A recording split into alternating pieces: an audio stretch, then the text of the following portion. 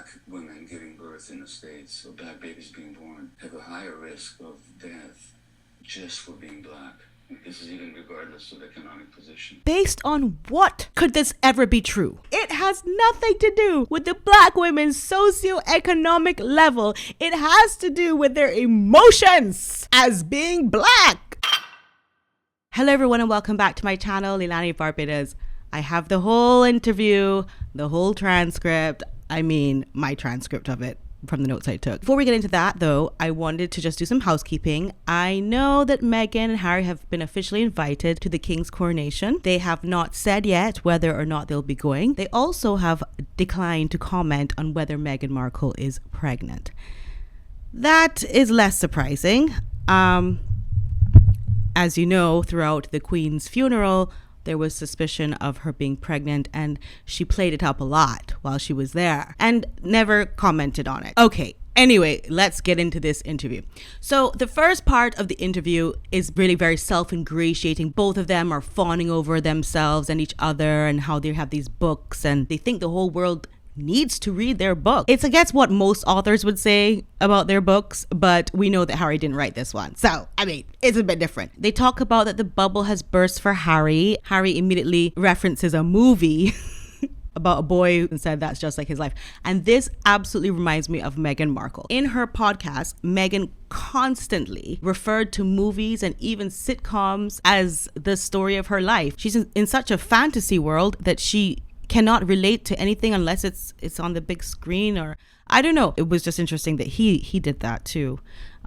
Look, here's a spoiler alert. For the first quarter to half of the interview, Harry is speaking exactly like Meghan, meaning he's using the same cadence as her. He's using the exact same expressions as her. For example, labels and mustn't put labels on people and this and that. I just felt it extremely eerie and uncomfortable to hear him just talk like somebody else. He does luckily get comfortable in his own skin at some point in the interview, and you can see that he's now himself again. So we can just listen to him properly now without worrying about whether he's part of a cult. Also with that is the hand gestures that Harry uses, which are exactly like Meghan's. It's very much, and then I went to a house and then I crossed a road. It's very condescending. It's like, I must use my hands because you're so stupid, you don't understand what I'm saying with my mouth. But I tried to ignore it, and I kind of wish they had just used the tight frame for him when they shot this, because it would have made it a lot easier to listen to or watch, because you wouldn't have to see all this like gesticulations and so on. Okay, anyway, back to the transcript. Harry says he had difficulty finding a therapist that he liked, and the therapist he had diagnosed him with post-traumatic stress, and that offended him. So I guess he really wasn't ready for therapy, because if he goes to a therapist, gets a diagnosis, and then gets hurty feelings over it, I feel like he wasn't ready yet. And he still definitely does not like anyone telling him about himself, because when Dr. Maté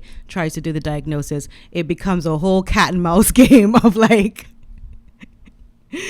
can he catch Harry long enough to give him another diagnosis, Okay, and blah, blah, blah. And he starts talking about unpacking 12-year-old Harry. And the way he says it, 12-year-old Harry, it sounds like it's literally Meghan's voice. I don't know. Tell me what you think. Therapist and started to really unpack, 12-year-old Harry at the point of where my mother died. Do you see what I mean? It's 12-year-old Harry. It's like it's not even his voice talking. It's Meghan's voice. He says he was then afraid of going to therapy because he thought that therapy would delete his memories of his mother and also delete the grieving that he went through, and he would feel guilty if he lost that pain and suffering that he went through. Okay, that's not what therapy does, but anyway, that's what he was afraid of, and that was a real fear for him, so that's why he didn't have an easy time with therapy and basically quit. Like, I don't know what else. Maté now at this point defines the word trauma and says that it's overused. Okay, yes, we know. Everyone's like, I'm traumatized. Yeah, of course. Oh my God, I was so traumatized by her outfit. We don't really mean it.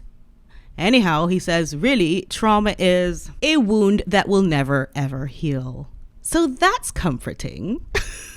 By the way, he totally contradicts this theory later on in the interview, so don't mind that. And I did listen to your comments that you said he's not even a specialist in psychology or psychiatry. This is just a GP or just a medical doctor.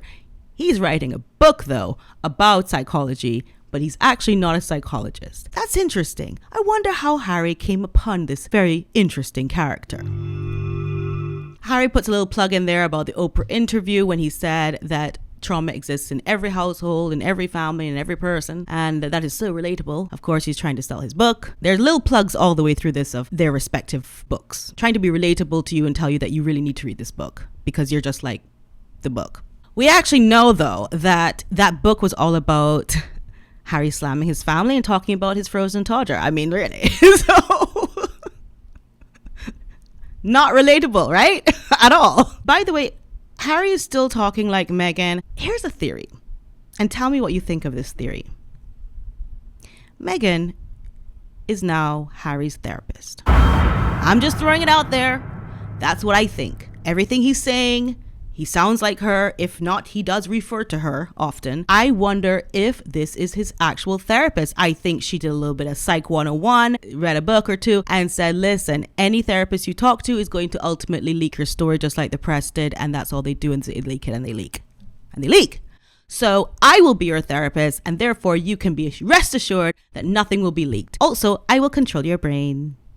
And think about that as I go on telling you what took place in this interview. Okay, this next part is where Harry talks about he was never touched or had any affection of any kind from his family, including the Queen and his father. Dr. Maté encourages this rhetoric. Dr. Maté, you don't know a god darn thing about how Harry was raised. You actually said you only met him twice. This was the second time you'd met him. I wonder what the first time was, but I have my theory on that too. Anyway, please refer to Exhibit A, where you will see that Harry had absolutely no touching from his family and no affection. Where people are not held and hugged.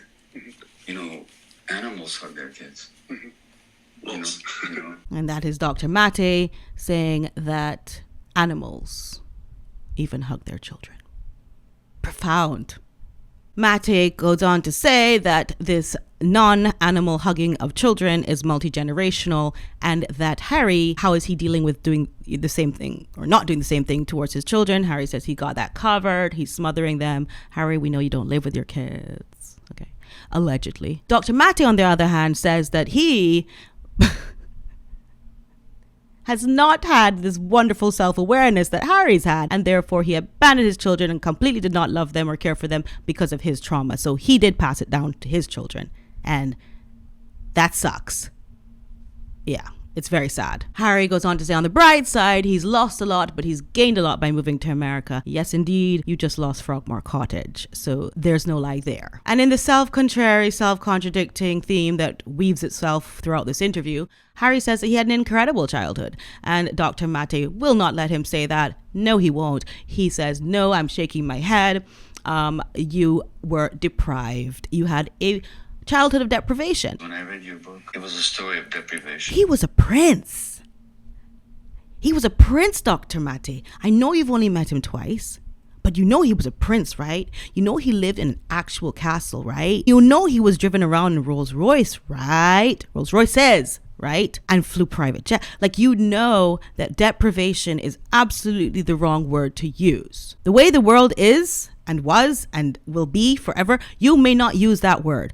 Deprivation is something that you may not use when talking about Prince Harry. I'm sorry, I just want to talk about bubbles bursting. Two of y'all are sitting in a bubble. Ooh, deprivation of a prince. Had all the access to education, all the holidays, and all the world travel. I mean, just don't use that word if you want to say that some people are cold in that culture, because it is not just in the royal family. You know, England is different from America, is different from other countries. So don't talk about deprivation. Please don't talk about it in this context. Still, Dr. Maté is trying to feed Harry his poor me story and says, well, the infidelity of your parents, you know, just growing up with that deprived you.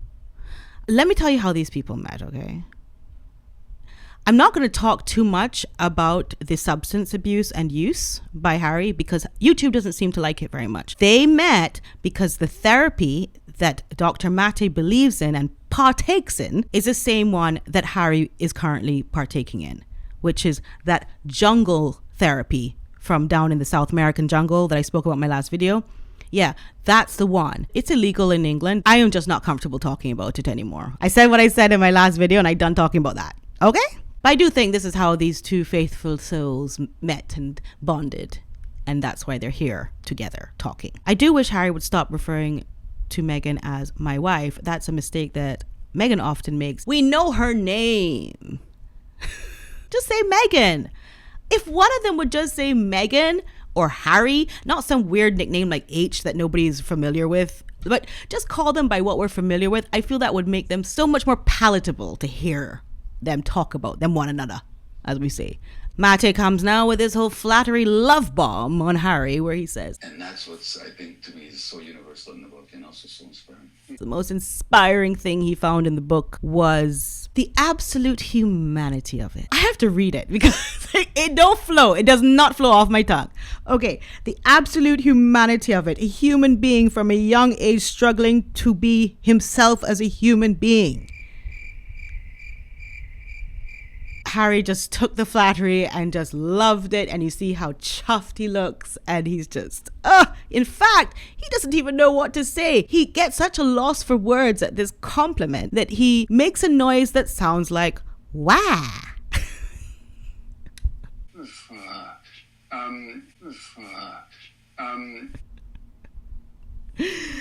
Ooh, you can't make this stuff up. So Harry says that he turned to the people who helped him write the book, which I think is very honorable and honest of him, because he's not pretending that he wrote the book, and said that he really wants to share certain stories about himself as an act of service. I guess he's just still confused. Like, he still thinks he's in public service, like he's a working royal, and like everything he's doing is for the public.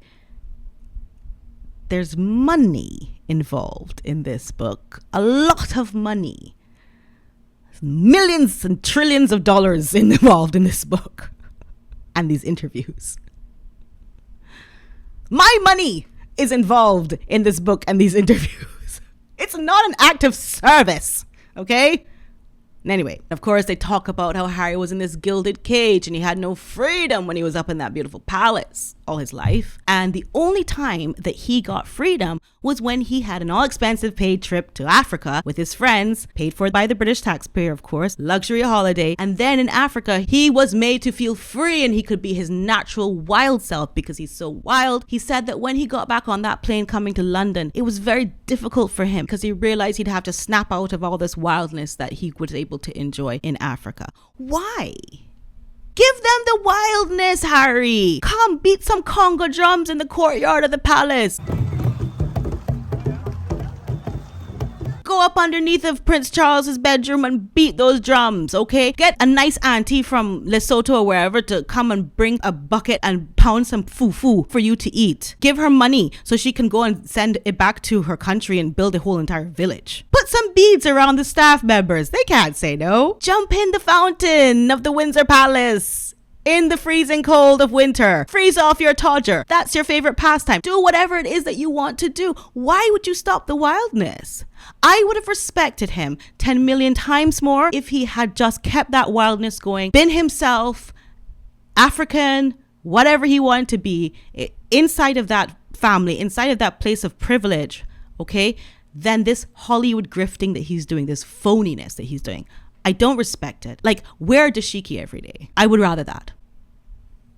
Dr. Maté's like, can I get a moment to look for some quotes? And then immediately it cuts to the quotes that he finds in the book of Spare. That was another thing, as if I need another reason to know that this is not live. That was another tell that it was pre-recorded and cut up and edited. He said he was only going to therapy once every other week, then cut it down to once every other month, and then cut it down to whenever he needed it. The difficulty was, right, that he learned a new language in therapy. Yeah, that was one good thing about it, right? He got to learn new language. However, his family and friends did not understand that language. And so he lost a lot of attachments. I am telling you, Meghan is his therapist. She's the only attachment he kept because he was now bilingual. And not everybody else was bilingual. And that language, I suppose, is psychobabble. I'm just assuming that's what it's called. Nobody understood it. Getting therapy made him isolated from family and friends and everybody important to him except Meghan. Because she's his actual shrank. I'm telling you, well, that is what my theory is in my opinion. For legal purposes. Okay, so Harry says he was very good at rugby. He liked to feel the pain in rugby. He preferred it to the pain that he felt at home. He also said the military gave him that same satisfaction of feeling that pain that was different from the pain he felt at home. Harry said that at home and in school, he was called thicko, which meant he was thick or stupid. Yeah, he was also called naughty. Dr. Maté says that's because of Charles's self-doubt, that then you got that self-doubt from Charles. And it just turns into this huge circular argument. Maté then says that he himself was diagnosed with ADD at the age of 50, and he talks about it in his book, Maté's book. And I'm just like, what are we really doing here? Are we just taking these personal diagnoses of these two people and somehow projecting it on the rest of the world? Or are we just wasting our time? Or is it both? Okay, and at 32:52 minutes, Dr. Maté says that he does not align himself with the West invading Afghanistan. That is his stance. He goes on to talk about all of his contrarianness and how contrary he is. And he's contrary just to be contrary. Blueberry, don't be contrary. Okay. And as I said before, he's this way. Let him be this way. That's his prerogative. Okay, finally, the diagnosis is broached. How Maté does it is he says that, you know, Harry, I know that you want to spread mental health awareness to the rest of the world. And this is why I'm here to diagnose you so that you can also share your mental health diagnoses with the rest of the world, as said by me. He first starts out with ADD, of course. He said it takes one to know one. Maté says, I was diagnosed with ADD and I'm diagnosing you with ADD. And this is where Harry questions that. Whether you like it or not, I diagnosed you with ADD, okay? It takes one to know one, so I share that diagnosis. Should I accept that or should I look into it? You can do what you want with it, but I'm just saying. But Maté also says that Harry was a very sensitive child. I think I can see that. But Harry starts to interrupt him at this point constantly. He's like, oh no. No more diagnoses. Okay, no more talking about me. I don't like when people speak on me, okay, without putting respect on my name, which I don't have a big problem with because Dr. Maté is actually not qualified to speak on anybody. And now we get to a point where Harry just fluffs around trying to distract Dr. Maté from the diagnosis. And he talks about healing and overcoming fear and all these things. He's just talking. Harry is. And then Maté hits him with, you have a panic and anxiety disorder. And this is where Harry says, yes, I did write about that in the book. I talked about breaking into sweat when I'm around people and taking on their energy. It's not really my energy. It's not me that's anxious. It's like me taking on other people's energy when they're meeting me and they get anxious. And then I suddenly also break into sweat, but then I need a moment longer than they need a moment. Girl! When you unravel it all, it is quite sociopathic. This whole interview. It is. And so that's where you get the 12-year-old Harry again, and you get the Maté is a baby again. He goes in his baby mode, and that's something that people around him have to deal with when he reverts back into his baby mode. I talked about that in my last video as well, and I don't want to repeat myself. And I am happy to say that Harry did call him out on that crazy idea that, was it only 6 weeks, and were you only like a baby? And anyway, Maté was like, yes, I was, and yes, I am traumatized. Okay, next diagnosis. Dr. Maté gets to sneak in that Harry has depression. Harry says that it's not so much that he has depression. Of course, he only had it for short periods of time.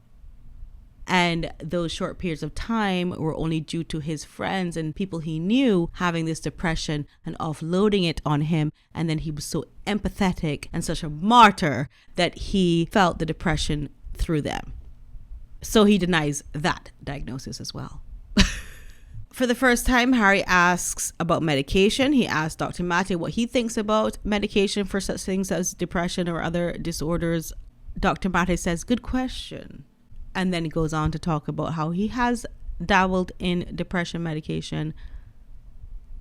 I don't care. I kind of expect if you wrote a book about mental health as a doctor, that you would know something about medication. So this kind of, oh, and what is this? Is there medication for things like psychological problems? Oh, I didn't know that. How many people know that? No one. No. Come on. So that was a waste of time. Oh, but that Dr. Maté's brain has developed to a point where he doesn't need his medication anymore because his brain now has agency. Oh, Dr. Maté says that Harry has agoraphobia and post-traumatic stress. And this is where Harry gets argumentative and he talks about the fact that it's not called post-traumatic stress, it's called post-traumatic injury. I did see in my comments from my last video that people were like, I don't think he was injured in the war or anything like that. No, he wasn't. He's using misnomers. The next segment is about the substance use and abuse. As I said, I'm not going to talk too much about that because YouTube tends to not like that. But I did say what I had to say in my last video. I come from the Caribbean and I am anti-drug. And that's that. I am anti-recreational drugs, illegal drugs.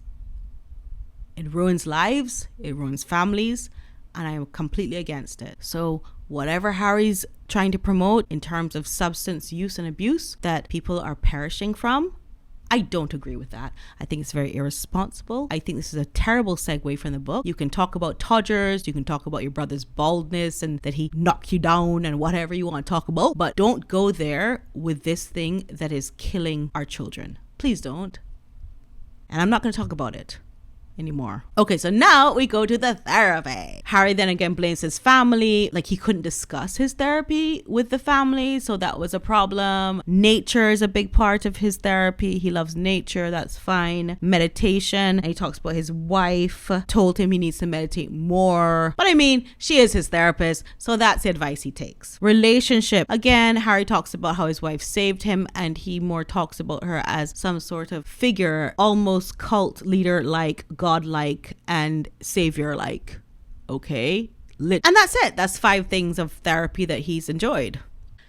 Here comes this weird segue into racism. I don't know why Dr. Maté felt it's so important to bring up these stats, which have nothing to do with Harry, his book, or his life. I touched on it in my last video, but I just wanted you to hear it so that you understand. There's an article in the New York Times last week that black women giving birth in the States, or black babies being born, have a higher risk of death just for being black.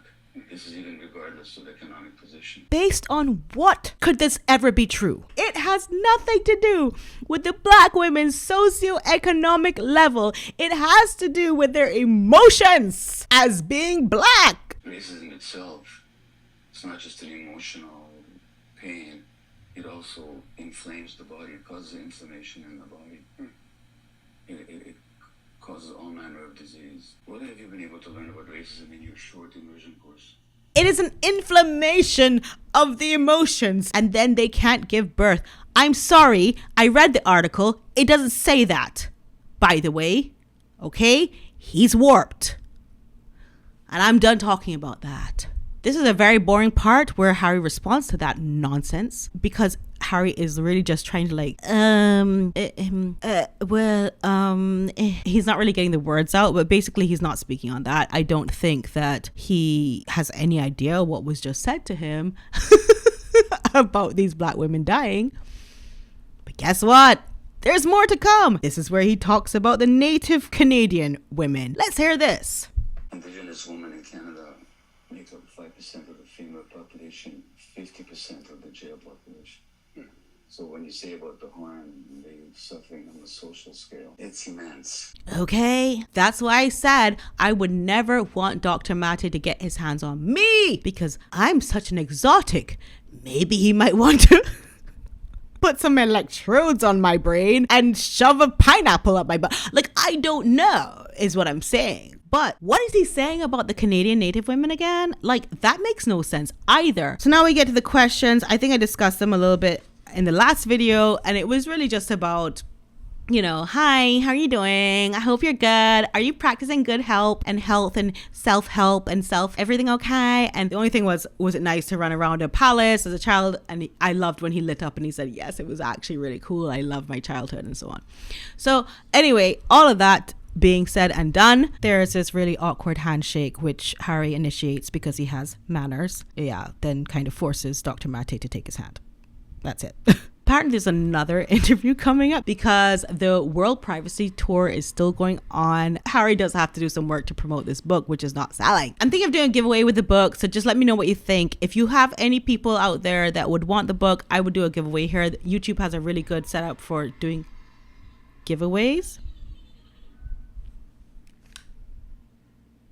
But in any case, please subscribe to my channel if you liked it. Thank you for watching me, and don't forget to press the bell notifications for the next interview and the next drama that happens. And like the video if you liked it. Thank you so much for watching me. I really appreciate it. Thank you. I love you. Thank you. Bye. Bye. Subscribe and press the bell notification.